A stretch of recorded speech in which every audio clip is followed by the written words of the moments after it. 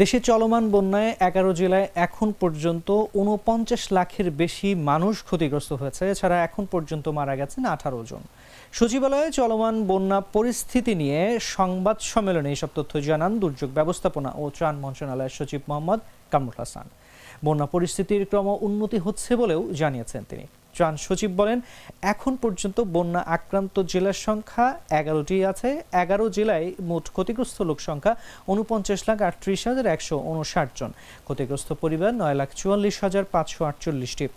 এখন পর্যন্ত বন্যায় মোট 18 জন মারা গেছেন জানিয়ে দুর্যোগ সচিব বলেন, এর আগে কুমিল্লায় 4 জন, ফেনীতে 1 জন, চট্টগ্রামে 5 জন, নোয়াখালীতে 3 জন, ব্রাহ্মণবাড়িয়ায় 1 জন, লক্ষ্মীপুরে 1 জন এবং কক্সবাজারে 3 জন মারা গেছেন। কামরুল হাসান আরও জানান, এ পর্যন্ত 3,527টি আশ্রয় কেন্দ্র খোলা হয়েছে।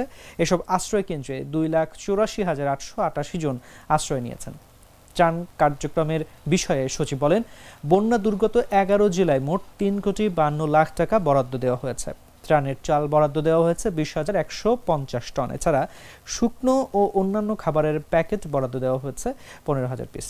শিশুর খাদ্য কেনার জন্য 35 লাখ এবং গোখাদ্য কেনার জন্য 35 লাখ টাকা বরাদ্দ দেওয়া হয়েছে।